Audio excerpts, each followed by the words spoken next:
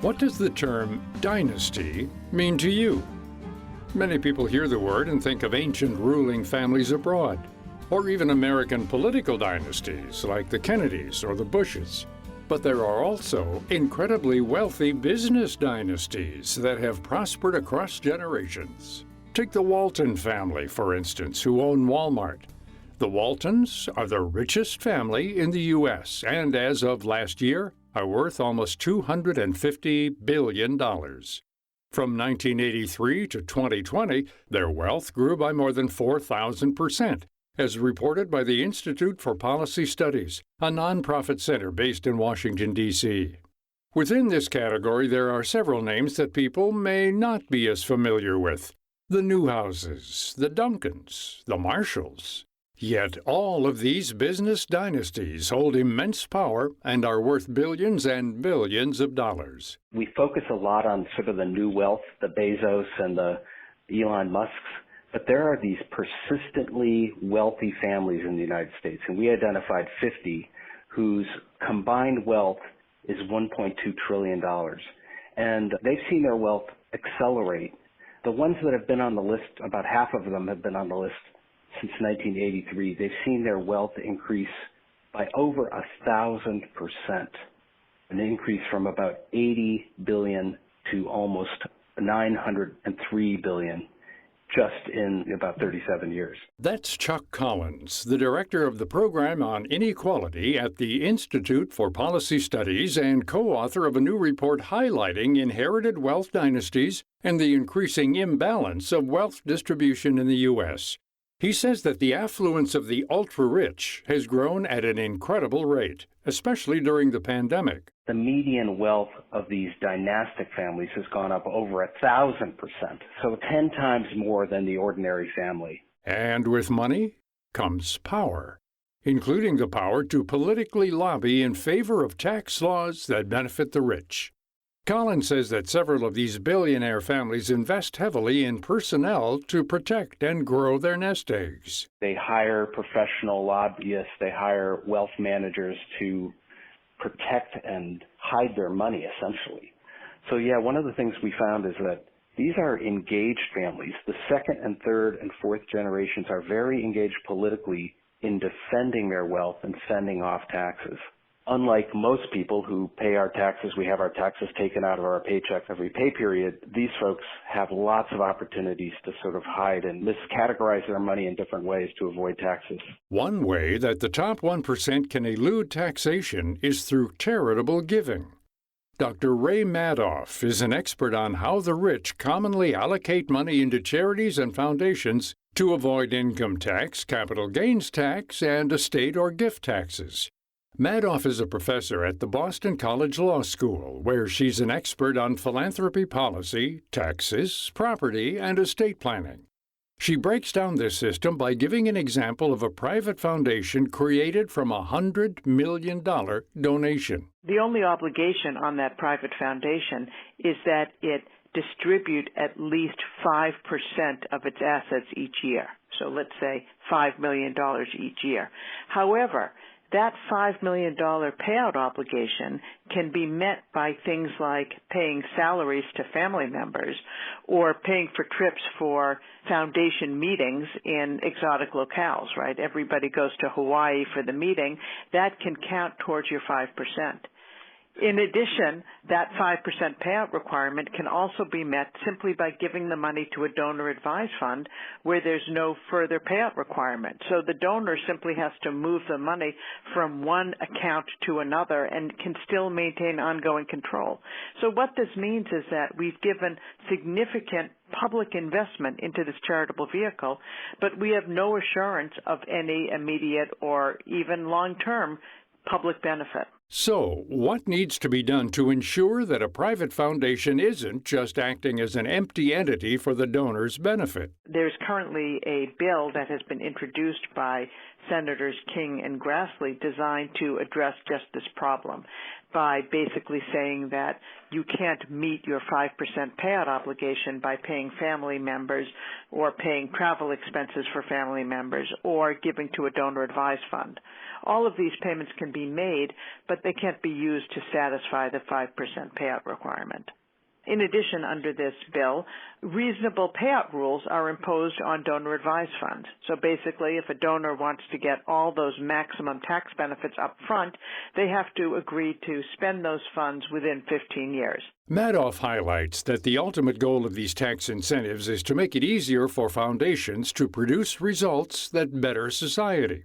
And there are many private foundations and wealthy individuals that do exactly this. Collins points to Mackenzie Scott, the ex-wife of billionaire Jeff Bezos, who has already given away $8.5 billion of her fortune to hundreds of organizations. She's an example of she's not building a dynasty. She's not building a big private foundation that will live for generations. She's not thinking dynastically. And there are examples in our report of people who, for various reasons, they paid their taxes. They gave a lot of money to charity. They gave their legacy to charity instead of to their children. However, on the other end of the spectrum, there are billionaires that are solely focused on building generational dynasties through the use of inheritance trusts. One thing that few Americans are aware of is that inheritances pass entirely free of income taxes. So if one person earns $50,000 and another person inherits $50 million, the person that earns $50,000 will pay taxes, but the person who inherits $50 million won't pay any taxes because we entirely exempt property received by gifts and inheritance from our tax system. In addition, if somebody invests in a business and it goes way up in value, that too is entirely exempt from tax. Those gains are not taxed unless the property is actually sold. But nobody has to sell the property. They can simply borrow against the property and get all of the value that they need. And then upon death, those gains are wiped away under current rules because we have something called a step-up in basis at death, which basically erase those gains. All of these exemptions disproportionately benefit the rich and only further wealth inequality in our country.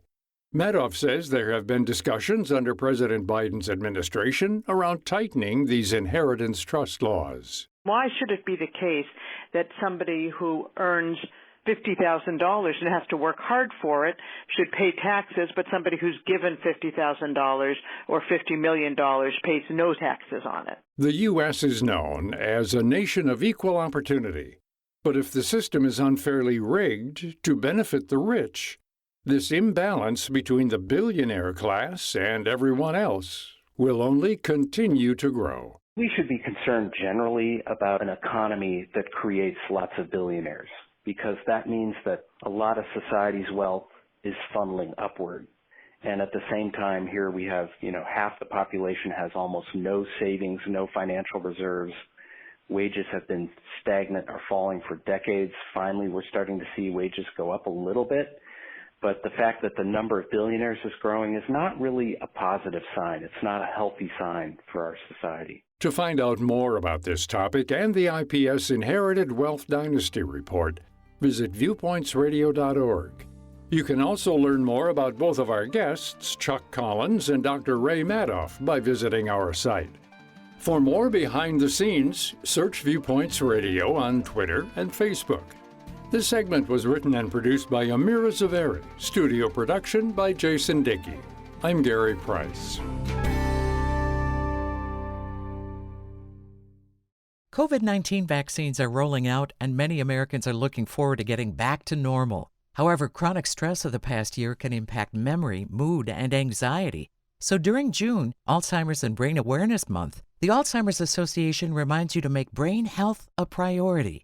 Beth Kallmeyer, Vice President of Care and Support for the Alzheimer's Association, has tips to restore mental well-being. First, think about recommitting to brain-healthy basics, like regular exercise, a heart-healthy diet, and getting plenty of sleep. Try to unplug from technology every night. Do what you can to manage your own stress, especially if you're a caregiver for a person living with Alzheimer's or dementia. and return to normal at your own pace by taking small steps and setting boundaries. Kohlmeyer says it also helps the brain to help others by volunteering in your community. For example, by supporting the Alzheimer's Association's The Longest Day event, June 20th. Find out more about Alzheimer's and Brain Awareness Month at alz.org. Men with an enlarged prostate, also known as BPH, often experience urinary symptoms that significantly impact their quality of life. In a recent survey sponsored by Teleflex, nearly half of men with urinary symptoms said their urgent and frequent need to urinate makes them avoid activities they enjoy. 70% said their daytime energy level is impacted by having to urinate frequently at night. Dr. Greg Ewer of Urology of Virginia. More than 65% of men with BPH in this survey have tried medication for it, but nearly a quarter say it didn't help reduce their need to plan their next bathroom trip. Fortunately, there's a proven option for BPH called the UroLift system that can provide rapid symptom relief while preserving sexual function and can be performed in a doctor's office. Most side effects are mild to moderate. Serious bleeding and infection events are rare. Results may vary. Dr. Ewer is a paid consultant of Teleflex. Visit urolift.com today for a urologist near you and see if the UroLift system procedure is right for you. And that's Viewpoints for this week. Viewpoints is a production of MediaTrax Communications. Follow us on Twitter, Facebook, and Instagram to learn more about upcoming shows. And find a library of past programs on Apple Podcasts, Google Play, and Spotify. Plus, you'll always find previous segments and more information about our guests at viewpointsradio.org. Join us again next week for another edition of Viewpoints. Coming up on Viewpoints. We educate workers around knowing their rights. And it's interesting to see their reactions when they know that whatever the case may be, that they actually have rights in this country. The fight for labor rights. Then, don't tie allowance to chores. It's good to give kids chores, but research has shown that it's important to give them that responsibility so they feel like they're doing their chores as being part of the family, a team player, and not just getting money for it. The importance of instilling money lessons early on. I'm Marty Peterson. and I'm Gary Price. These stories in depth on your public affairs magazine, Viewpoints.